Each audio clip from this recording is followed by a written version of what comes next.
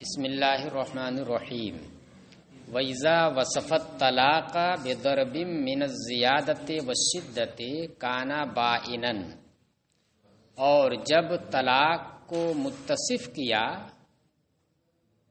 زیادہ اور سختی میں سے کسی قسم سے، زیادتی کا معنی جس کے اندر ہو یا سختی کا معنی کسی کے اندر ہو، تو ان میں سے کسی قسم سے طلاق کو متصف کیا، صفت کے طور پر ذکر کیا، تو کہہ رہے ہیں کانا بائنن، تو وہ طلاق بائن ہوگی، وہ طلاق بائن ہوگی۔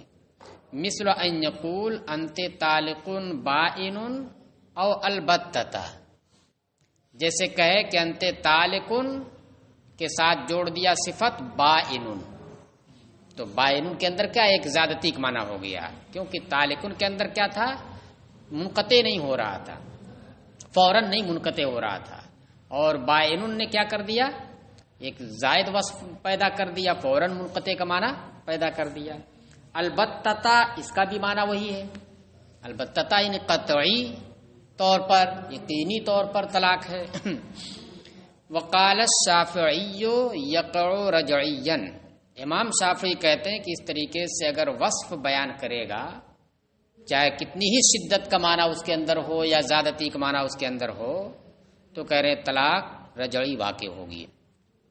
اذا کان بعد الدخول، جبکہ دخول کے بعد یہ ہو، اس لیے کہ دخول سے پہلے اگر ہے تو جیسے بھی طلاق دے گا طلاق بائن واقع ہو جائے گی، قبل دخول میں طلاق رجعی نہیں بلکہ طلاق بائن ہی، اس لیے اتنی قید لگا دی۔ جبکہ دخول کے بعد ہو اور طالقن کا لفظ استعمال کرے، اس کے ساتھ کسی بھی طرح کی کوئی صفت ذکر کر دے، اس سے کوئی فائدہ نہیں ہوگا، طالقن کا جو مقتضا ہے طلاق رجعی وہی واقع ہوگی۔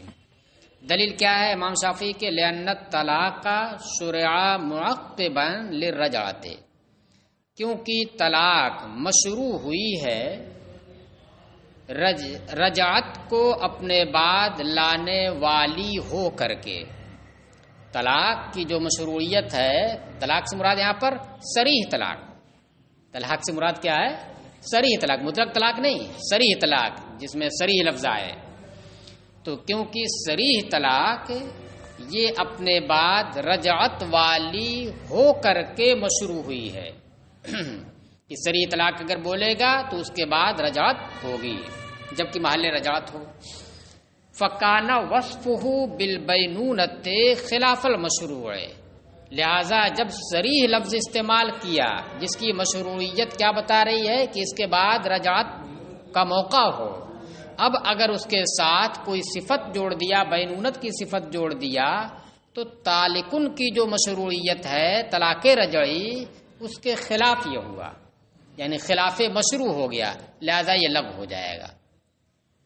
فکانہ وصفہ بالبینونۃ، لہذا اس کو یعنی صریح طلاق کو بینونت سے متصف کرنا خلاف المشروع، مشروع کے خلاف ہوگا، جو مانا نہیں جائے گا، فیلغو، اس لیے وہ وصف لغو ہو جائے گا۔ کما اذا قال انت طالق علی ان لا رجعۃ لی علیک، جیسے کہ جب اس نے یہ کہا کہ تجھے طلاق ہے، انت طالق، صریح لفظ استعمال کیا، اور صریح لفظ استعمال کر کے آگے ایک وصف بیان کر دیا، اس طور پر تجھے طلاق ہے کہ میرے لیے تمہارے اوپر رجعت کا حق نہیں رہے گا، یعنی طلاق بائن رہے گی، یہ نہ ہوا، رجعت کا حق نہیں ہے۔ تو کہہ رہے ہیں کہ جیسے دیکھو اس میں طالقن کا لفظ استعمال کیا، اس کے بعد اعلیٰ ان لا رجعۃ لی علیک کہہ دیا، تو اس کا کوئی اعتبار نہیں ہے۔ کیوں اعتبار نہیں ہے؟ اس کی وجہ یہ کہ طالقن یہ صریح طلاق ہے جس کی مشروعیت یہ بتاتی ہے کہ اس کے بعد رجعت آئے، اب اس رجعت کے خلاف اگر کوئی صفت آپ لا رہے ہیں تو پھر ایسی صورت میں طالقن جو صریح طلاق ہے اس کی مشروعیت کے خلاف ہو رہا ہے، لہذا وہ لغو ہو جائے گا، جیسے اس میں لغو ہو رہا ہے۔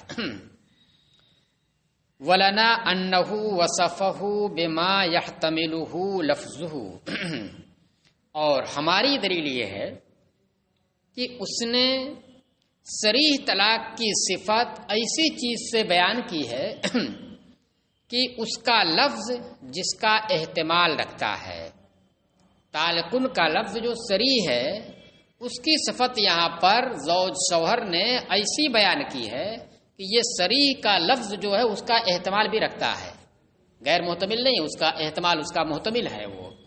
इसलिए जब उसका मुहतमिल है बैनूनत का, सरी तालिकुन का लफ्ज बैनूनत का भी मुहतमिल उसका एहतमाल रखता है, तो इसलिए अगर उसने उसकी सिफत उसके साथ जोड़ दी तो जिस माने का एहतमाल वो पहले से रख रहा था, सिफत जोड़ देने की वजह से वो माना लेने में क्या हर्ज है? कोई हर्ज की बात नहीं है। तो इसका मतलब ये हुआ कि अंते तालिकुन अगर कहे सिर्फ अंते तालिकुन, तो ये इस लफ्ज से तलाके रजड़ी भी वाक़े हो सकती है और तलाके बाइन भी वाक़े हो सकती है, बाइन भी हो सकती है। देखिए यही लफ्ज अगर इस्तेमाल किया किसके लिए? गैर मदखूला के लिए, तो फौरन यही लफ्ज बाइन को बता देगा, बैनूनत के लिए आएगा ना, सरी लफ्ज है, वहां पर आप नहीं कहेंगे। और इसी लफ्ज को इस्तेमाल किया मदखूला के लिए, तो फिर बाद में जब इद्दत पूरी हो रही है तो अलग से कुछ इस्तेमाल करना उसे है, अलग से कोई लफ्ज और लाना उसे है, फिर से तलाक देनी है उसे नहीं। यही लफ्ज क्या कर देगा, इद्दत गुजर जाने के बाद इसी लफ्ज से जो तलाक वाक़ई हुई है वो बाइन में तब्दील हो जा रही है। लफ्ज तो वही है, बस फर्क क्या है कि यहां पर बाइन का लफ्ज इस्तेमाल करने की वजह से फिलहाल बैनूनत हो जा रही है, और नहीं इस्तेमाल कर रहा है तो इद्दत के बाद इसी लफ्ज से बैनूनत वाक़ई हो जा रही है। और वही अगर गैर मदखूला है तो फौरन जो है उसी लफ्ज से बैनूनत वाक़ई हो जा रही है। तो इसका मतलब लफ्ज तालिकुन जो है ये बहर सूरत उसके लिए नहीं है कि उसके बाद तलाक रजड़ी ये रजात ही आए, बल्कि बैनूनत का भी ये एहतमाल रखता है। इसलिए जब उसका वो एहतमाल रखता है तो फिर ऐसी सूरत में उसकी सिफत अगर बयान कर दी, उसी एहतमाल की वजाहत कर दी, मुत्तसिफ कर दिया उससे, तो उसका एतबार होगा। अला तरा अन, अब कैसे दिखा रहे हैं कि उसका लफ्ज यानी सरीह लफ्ज जो तालिकुन का है वो बैनूनत का एहतमाल रखता है। यहाँ पर कह रहे हैं अला तरा अन्नल बैनूनता क़ब्ल दुखूल व बअदल इद्दत तहसुलु बिही, क्या आप नहीं देखते हैं कि बैनूनत दुखूल से पहले फौरन और इद्दत के बाद में इसी लफ्ज से हासिल होती है। इसी तालिकुन ही के लफ्ज से अगर दुखूल से पहले तलाक दी गई तो इसी लफ्ज से बैनूनत फिलहाल हासिल होती है, और अगर मदखूल बेहा है तो इसी लफ्ज से बैनूनत बाद इद्दत हासिल होती है, अलग से कोई लफ्ज इस्तेमाल नहीं करना है। फ़यकून हाज़ल वस्फ़ लितअयीन अहदिल मुहतमलैन, लिहाजा ये वस्फ दो मुहतमल मानों में से एक माने की तायीन के लिए होगा, यानी बैनूनत फिलहाल और बैनूनत फिल मआल। ये ना हो गया, रजई का मतलब क्या हुआ? बैनूनत फिल मआल, मुस्तकबिल में बैनूनत होगी इद्दत के बाद, तो दोनों मानों का है वो। तो इसने क्या कर दिया, बाइनुन ला करके इसने एक माने की तायीन कर दी कि इस तलाक से मुराद क्या है, तलाक बाइन फिलहाल। अब रही बात की, तो फिर ऐसी सूरत में अगर कहा अंते तालिकुन अला अनला रजअता ली अलई के, तो वहां पर भी तलाक बाइन वाक़ई हो जानी चाहिए, लेकिन वहां पर तलाक रजड़ी वाक़ई होती है, अला अनला रजअता ली अलई के, ये इसका कोई एतबार नहीं होता है। तो वहां पर तो एक सिफत जोड़ी है, ये सिफत ही तो हुई। तो उसका जवाब दे रहे हैं कि वो हमारे खिलाफ आपकी जानिब से दलील उस वक्त बनता जब हम उसे तस्लीम करते कि हाँ यहाँ पर इसका एतबार नहीं है, तब आप हमारे खिलाफ दलील बना सकते थे, लेकिन हम उसको तस्लीम नहीं करते। हम यही कहते हैं कि वहां पर भी बैनूनत वाक़ई होगी, वहां पर भी अला अल्लाह रजअता ली अलैके का एतबार है, यानी अब तालिकुन से रजड़ी नहीं होगी, उसके साथ ये सिफत जब जोड़ दिया तो अब तलाके बाइन होगी, वो तलाक होगी जिसमें रजात ना हो, तो बैनूनत है वो। तो इसलिए आपका हमारे ऊपर इस्तिदलाल करना इस मसले से ये सही नहीं होगा। जब हम मानते उसे तस्लीम करते तब ना आप हमारे खिलाफ हुज्जत बना सकते थे। चलिए क्या ये खुद उनके नजदीक है, इमाम शाफी के नजदीक है, लेकिन मुस्तदिल ने जो दलील दी है उनकी जानिब से हमारे ऊपर, तो इसका मतलब ये मान करके दलील दी है कि हमारे नजदीक इसका एतबार नहीं है। अला अल्लाह रजअता ये कल आदम है, जब नई दलील दी गई है। इसलिए ये कहते हैं कि अगर कोई ये इस्तिदलाल करता है, इससे हमारे खिलाफ दलील लाता है, تو یہ ہمارے خلاف دلیل نہیں بن پائے گی، کیونکہ دلیل ہمارے خلاف اس وقت بنے گی جب اس کے قائل ہوں، لیکن ہم اس کے قائل نہیں بلکہ ہم اس کے معنی ہیں۔ ہم تو یہ کہتے ہیں کہ یہاں پر بھی طلاق بائن واقع ہوگی۔ ہاں اگر ہم علی سبیل التنزل مان بھی لیں، کیا کر لیں؟ مان بھی لیں کہ ہاں اس سے طلاق رجعی ہی واقع ہوگی، بینونت نہیں ہوگی، الا اللہ رجعتا لی علیہ کا کوئی اعتبار نہیں، علی سبیل التنزل، اولا تو ہم مانتے نہیں، لیکن علی سبیل التنزل اگر ہم مان لیں کہ اس میں نہیں واقع ہوگی اور اس میں واقع ہو جائے گی، تو پھر ایسی صورت میں ہم وجہ فرق بیان کریں گے کہ اس میں اعتبار نہیں ہے مگر اس میں اعتبار ہے۔ کیا وجہ فرق بیان کریں گے؟ وجہ فرق یہ بیان کریں گے کہ دیکھیے اس کے اندر کیا ہے؟ رجعت کی نفی، اس کے اندر رجعت کی نفی یہ صراحت کے ساتھ ہو رہی ہے، الا اللہ رجعت علی علیہ کے، الا اللہ رجعت علی علیہ کے صراحت کے ساتھ نفی ہو رہی ہے، لہذا اس کا اعتبار نہیں ہوگا، طلاق رجعی واقع ہوگی یہاں پر صراحت کے ساتھ۔ کیوں؟ اس لیے کہ طالق، آپ کی دلیل کو لے کر کے، طلاق جو صریح لفظ ہے اس کی مشروعیت کس طرح پر ہوئی ہے؟ اس طور پر ہوئی ہے کہ اپنے بعد طلاق رجعت کا حق لائے، وہ یہ ہے نا۔ تو اب اگر آپ نے طالقن صریح لفظ استعمال کیا اور اس کی مشروعیت کے خلاف رجعت وہ لا رہا ہے اور صراحت کے ساتھ آپ اس کی صفت ایسی لائی جس میں رجعت کی نفی ہو جائے، تو اس کا اعتبار نہیں ہوگا، اور اگر ضمناً نفی ہو رہی ہے تو اس کا اعتبار ہوگا۔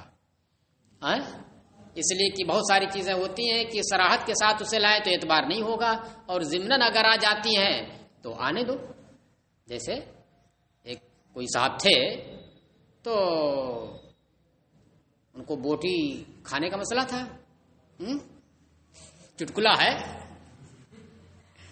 تو انہوں نے شاید قسم کھائی تھی یا کیا ایسا معاملہ تھا، بوٹی نہیں کھائیں گے،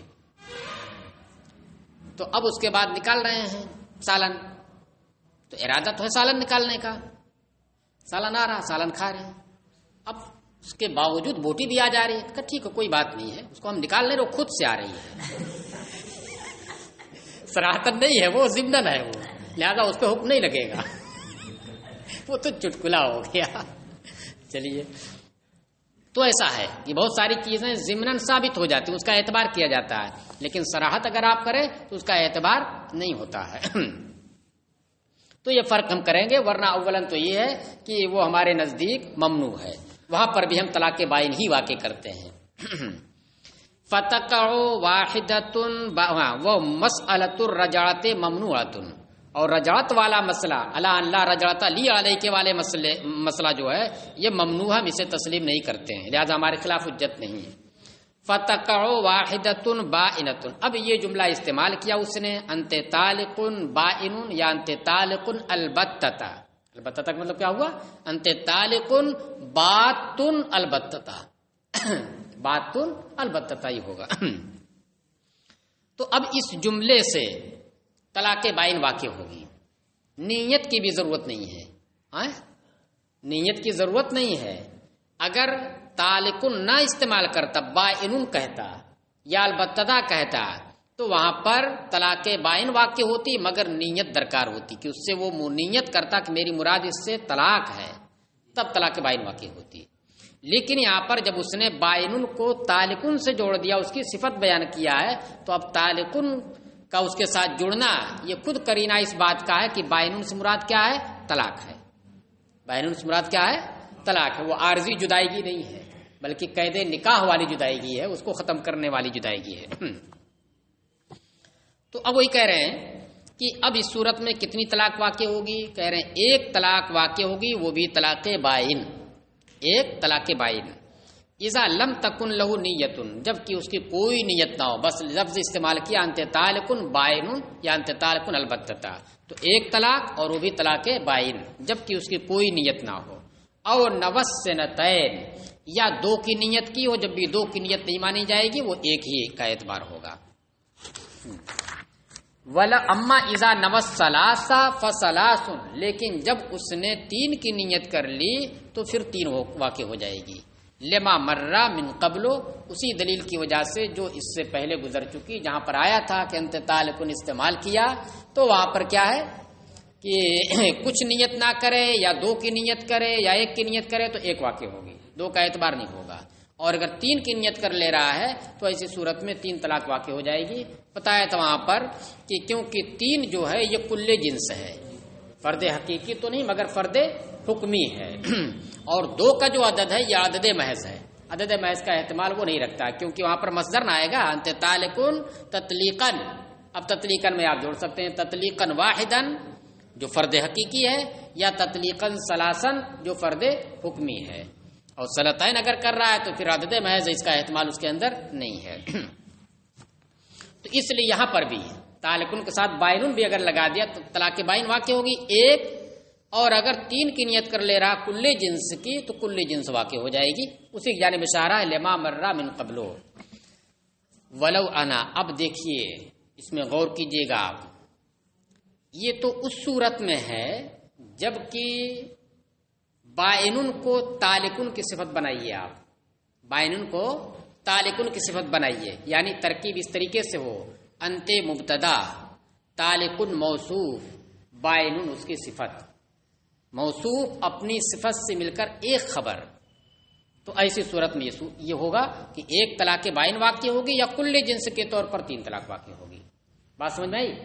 لیکن اگر وہ یہ نیت کر لے رہا ہے کہ یہ میں نے دو خبریں بنائی ہیں انت طالقن و بائنن، طالق ہے اور تو بائن ہے، تو دو طلاق کی نیت اگر اس نے کر لی یعنی علی سبیل البدلیت دونوں کو اسی کے اوپر محمول کیا انت طالقن و انت بائنن، تو پھر اب ایسی صورت میں اگر کہہ رہا کہ میری یہ مراد ہے، اگر کچھ مراد نہیں ظاہر کر رہا تب تو وہ موصوف صفت ہو جائیں گے، ایک ہی طلاق ہوگی یا تین کی نیت کی صورت میں تین ہوگی، لیکن اگر وہ یہ کہہ رہا کہ میری مراد اس سے دو خبریں ہیں تو پھر اس صورت میں کیا ہوگی، ایک طلاق رجعی طالقن سے اور دوسرے بائنن سے طلاق بائن واقع ہوگی، لیکن پہلی والی سے طلاق رجعی واقع کرنے کا کوئی فائدہ نہیں۔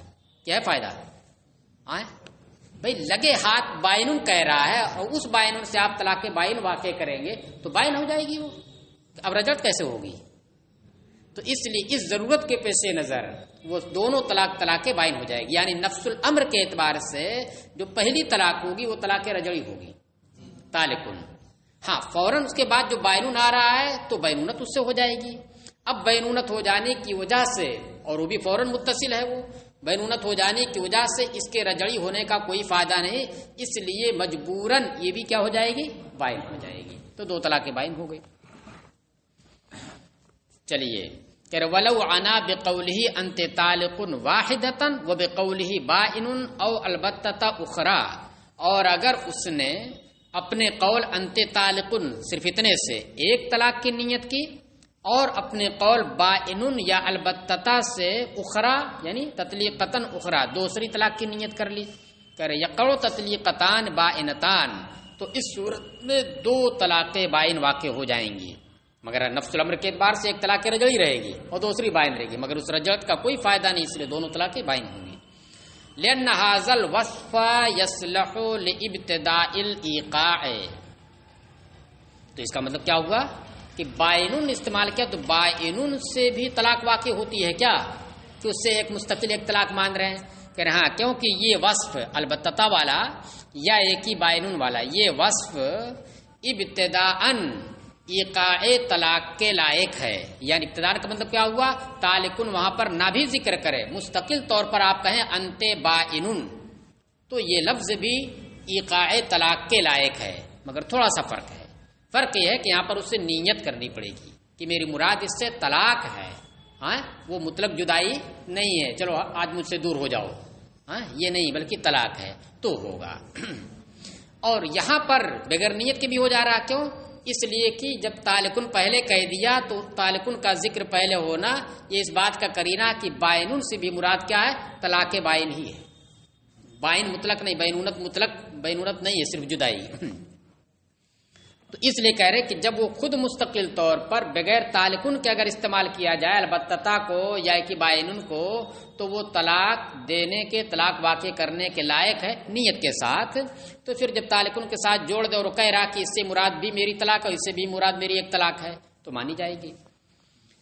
کہہ رہے وہذا لأن هذا الوصف يصلح لابتداء الايقاع، کیونکہ یہ وصف یعنی باینن یا البتہ یہ ابتدائے ایقاع کے لائق ہے، یعنی ابتداءً بغیر تعلقن کے ذکر کے طلاق واقع کرنے کے یہ لائق ہے. چلیے وقضا اذا کانا انت طالق افحشت طلاق، اور اسی طریقے سے طلاق بائن واقع ہوگی، اسی جیسے اس میں طلاق بائن واقع ہوئی نا، اسی طریقے سے اس میں بھی طلاق بائن واقع ہوگی جبکہ اس نے کہا انت طالق افحشت طلاق، کہ تجھے طلاق ہے بہت ہی فحش طلاق، یہ طلاق ہے بہت ہی فحش طلاق.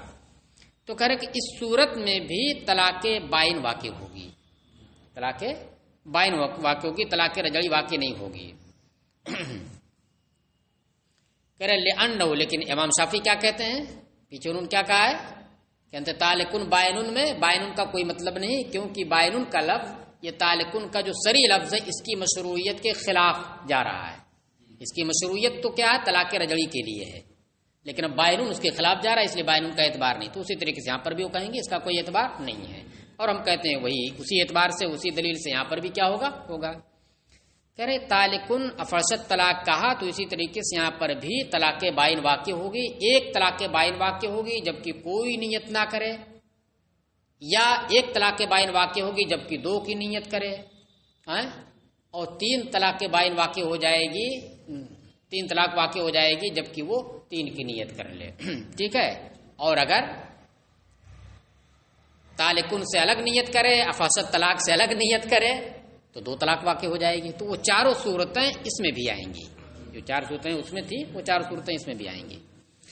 اچھا افحشت طلاق جب اس نے اس کی صفت بیان کی تو پھر یہ طلاق بائن کیوں واقع ہو رہی ہے، کہ لأنہ انما یوصف بہذا الوصف باعتبار اثرہ، کہ اس لیے کہ طلاق کو اس صفت سے متصف کیا جاتا ہے، فحش کی صفت سے متصف کیا جاتا ہے طلاق کے اثر کا اعتبار کرتے ہوئے، طلاق کی ذات کا اعتبار کرتے ہوئے کہ طلاق کی ذات بہت کبھی ہے، جیسے مطلق طلاق کہتے ہیں بہت کبھی ہے. تو یہاں پر جو اس کی صفت بیان کی گئی کہ فحش طلاق ہے، تو طلاق کی ذات کا اعتبار کرتے ہوئے یہ صفت نہیں بیان کی ہے، بلکہ طلاق واقع ہونے کے بعد جو اس کا اثر ہوگا اس کے اثر کا اعتبار کرتے ہوئے یہ اس کی صفت فحش بیان کی گئی، یعنی اس کا اثر بہت فحش ہے. تو اثر طلاق کا فحش اسی وقت ہوگا جبکہ طلاق رجعی سے نکل کر کے کچھ اور آگے بڑھے، کہاں جائے، بینونت میں جائے. بات سمجھ میں آئی؟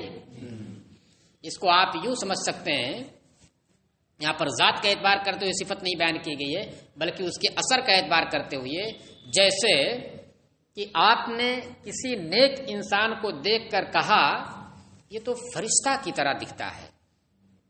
کیا کہا آپ نے؟ یہ فرشتہ کی طرح ہے. تو یہ جو آپ نے اس کی صفت بیان کی، اس کو تشبیہ دی فرشتے سے، تو ذات کا اعتبار کرتے ہوئے نہیں. کیوں؟ اس لیے کہ ذات کے اعتبار سے فرشتہ نہیں ہے وہ، ذات کے اعتبار سے وہ تو خاکی ہے، نورانی نہیں ہے. کس کا اعتبار کیا آپ نے؟ اس کے اعمال کا اعتبار کیا آپ نے. اعمال یہ اثر ہوا کرتا ہے، زید کے اعمال یا زید کے اثرات میں سے ہے، اس کے نتائج میں سے ہے. تو اس کے آثار، اس کے جو اعمال ہیں وہ فرشتوں کی سے ہیں، یعنی نیکی کے اوپر مشتمل ہے، کیونکہ فرشتے نیکی ہی کرتے ہیں صرف. بات سمجھ میں آئی؟ جیسے آپ نے کسی کو کہہ دیا کوئی گورا آدمی ہے، گورا چٹا آدمی ہے، بہت سیاہ معلوم ہوتا ہے یہ، آپ نے اسے کیا کہہ دیا؟ سیاہ کہہ دیا. تو اس کی ذات کا اعتبار کرتے ہوئے تھوڑی آپ نے اس کی صفت بیان کی ہے. ذات کے اعتبار سے فوراً آدمی جھٹلا دے گا، اتنا گورا آدمی اس کو سیاہ کہہ رہے ہو. اس کے آثار کا اعتبار کرتے ہوئے جو آپ نے سیاہ صفت بیان کی ہے اس کے آثار کی صفت بیان کی ہے. اس کے کارنامے بڑے سیاہ ہیں، بڑے کالے ہیں، اس کا دل بڑا کالا ہے، اس طریقے سے نا. تو اسی طریقے سے یہاں پر بھی جو فحش صفت بیان کی گئی طلاق کی، تو ذات طلاق کا اعتبار کرتے ہوئے یہ نہیں کہ بلکہ اس کے اثر کی صفت یہ کو بیان کا اعتبار کرتے ہوئے، اور وہ بینونت ہے. کیا ہو جائے گا؟ بینونت. فی الحال بینونت فی الحال ہے وہ، ورنہ بینونت تو ہوگی ہی عدت کے بعد. بلکہ فی الحال فسارا کا قول ہی بائن، تو یہ اس کے قول بائن کی طریقے سے ہو گیا. بائن بھی صفت ہے، یہ بھی اس کی صفت ہے. وَقَذَا اِذَا قَالَ أَخْبَثَ الطَّلَاقَ أَوْ أَسْوَأَهُ لِمَا ذَكَرْنَا، اور اسی طریقے سے اگر اس نے کیا افحش کی جگہ پر اخبث استعمال کیا، اس کے اندر شدت اور برائی کا معنی ہو رہا ہے، اسوا کا لفظ استعمال کیا، اس کے اندر بھی برائی کا معنی ہو رہا ہے، تو یہ اس کی صفت کا اعتبار، اس کے اثر کا اعتبار کرتے ہوئے اس کو متصف کیا گیا ہے. تو اس میں بھی وہی حکم ہوگا، کیا ہے، ایک طلاق بائن واقع ہوگی لما ذکرنا، اسی دلیل کی وجہ سے جو ہم نے ذکر کیا کہ یہاں پر اس کے اثر کا اعتبار کرتے ہوئے اس کی صفت بیان کی گئی ہے، اور وہ بینونت اثر ہوگا. وَقَذَا اِذَا قَالَ طَلَاقُ الشَّيْطَانِ أَوْ طَلَاقُ الْبِدْعَةِ، اور اسی طریقے سے جب کہ اس نے کیا کہا کہ تجھے طلاق ہے طلاق شیطان، تجھے طلاق ہے طلاق بدعات ہے، تو یہاں پر بھی طلاق بائن واقع ہو جائے گی.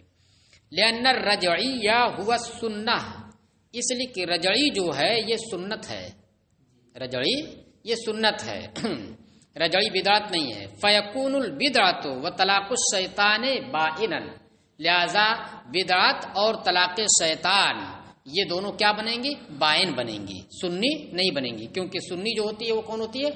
رجعی ہوتی ہے. وعن ابی یوسف فی قولہ انت طالق للبدعۃ انہ لا یکون بائنا الا بالنیۃ، اور امام ابو یوسف سے مروی ہے اس کے قول انت طالق للبدعۃ کے بارے میں، کیا مروی ہے؟ انہ، یہ ہے ان جو متعلق ہوگا رویہ سے، رویہ فعل مجہول سے متعلق ہوگا ان ابی یوسفہ، اب جو رویہ کا جو نائب فاعل ہوگا وہ کون ہوگا؟ انہ، یہ آ رہا ہے. اور امام ابو یوسف سے طلاق دینے والے کے قول انت طالق للبدعۃ کے بارے میں مروی یہ ہے کہ انہ لا یکون بائنا الا بالنیۃ، کہ یہ بائن نہیں ہوگی مگر نیت سے ہوگی. نیت جب کرے گا، اس سے مراد میری کیا ہے؟ طلاق بائن ہے، تب جا کر کے طلاق بائن ہوگی. کیوں بھائی؟ بدعت اس نے کر دیا تو کیا بدعی جو ہے یہ رجعی ہوتی ہے؟ کہ ہاں بدعی بھی رجعی ہوتی ہے. لأن البدعۃ قد تکون من حیث الایقاع فی حالت حیض فلا بد من النیت، کہ اس لیے کہ بدعت، طلاق بدعت یہ واقع کرنے کے اعتبار سے، حیض کی حالت میں واقع کرنے کی حیثیت سے بدعت ہوتی ہے. یعنی بدعت کے لیے لازم نہیں ہے وہ ہونا بائن ہونا. فلا بد من النیت، اس لیے نیت ضروری ہے. طلاق بائن واقع کرنا چاہ رہا ہے تو نیت ضروری ہے.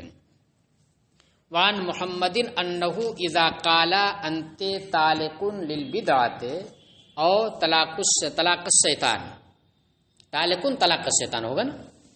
اور امام محمد سے مروی ہے کہ جب اس نے انت طالق للبدعۃ کہا یا انت طالق طلاق الشیطان کہا یکون رجعیا، تو یہ طلاق رجعی ہوگی، یعنی دونوں صورتوں میں، صرف بدعت نہیں، وہ طلاق شیطان کا اس میں بھی. کیوں؟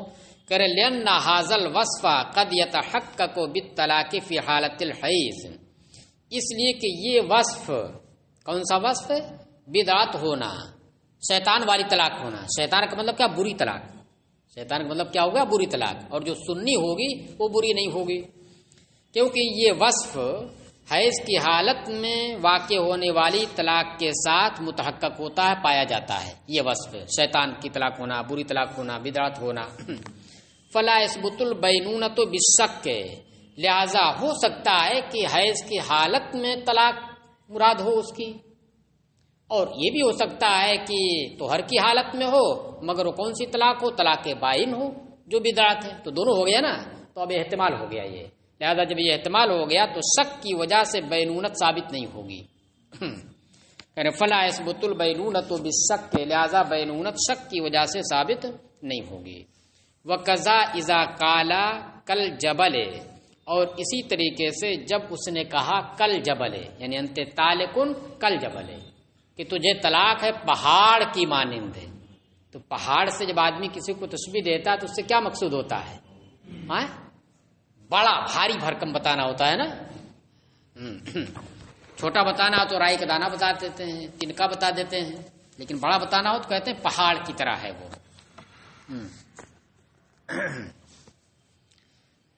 چلیے تو اور کہہ رہے ہیں اور اسی طریقے سے جب کہ اس نے کل جبل کہا تو یہاں پر بھی کیا ہوگا؟ طلاق بائن واقع ہوگی. لأن التشبیہ بہ یوجب زیادۃ لا محالۃ، اس لیے کہ جبل سے تشبیہ دینا طلاق کو اس کی جانب سے یہ یقینی طور پر اضافے کا موجب ہے، یعنی کچھ اس طلاق کے اندر زیادتی معنی کا موجب ضرور ہے. وذالک باثبات زیادت الوصف، اور یہ زیادتی جو ہوگی یہ وصف کی زیادتی کو ثابت کرنے سے ہوگی. اب وصف کی زیادتی کیسے ہوگی؟ بائن میں لے کے چلے جائیے رجعت سے.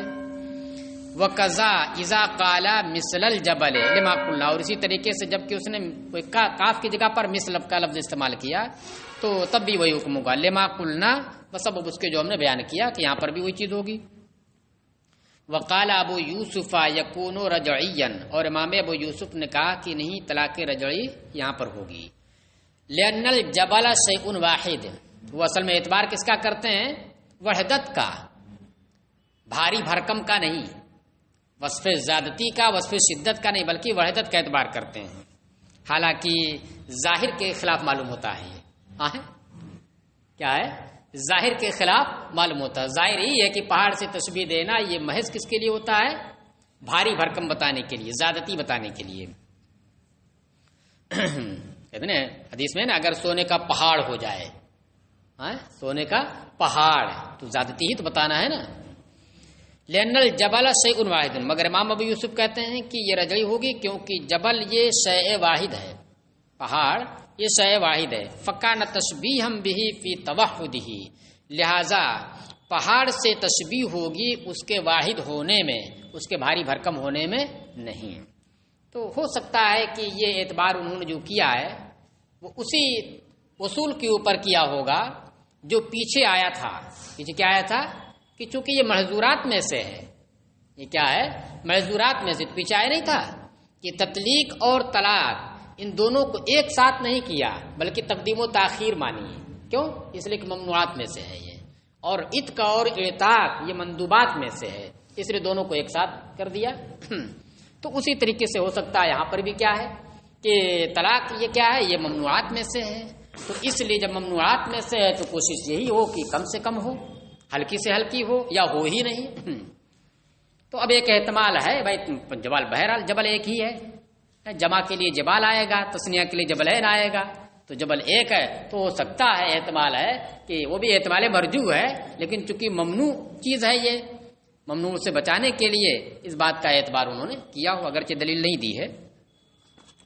چلیے فکان تشبیہ بہ فی توحدہ، لہذا جب جبل شیء واحد ہے تو جبل سے تشبیہ دینا یہ کیا ہوگا؟ یہ اس کے وحدت میں ہوگا.